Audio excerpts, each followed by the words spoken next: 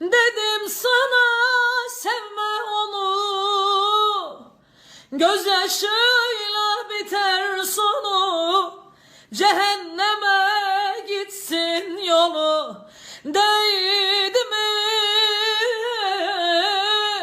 bırak giderse gitsin, benden beter acı çeksin, Allah belasını versin. Değdi mi deli gönül yeter hep ağladın, o zalime yandığına değdi mi? Sen uğruna köle oldun, kul oldun, saçlarını yolduğuna değdi mi?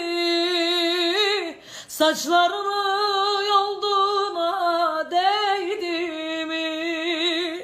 Dedim sana sevme onu, gözyaşıyla biter sonu, cehenneme gitsin yolu. Değdi mi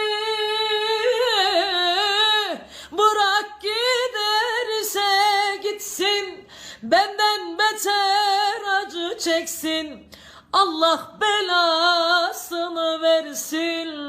Değdi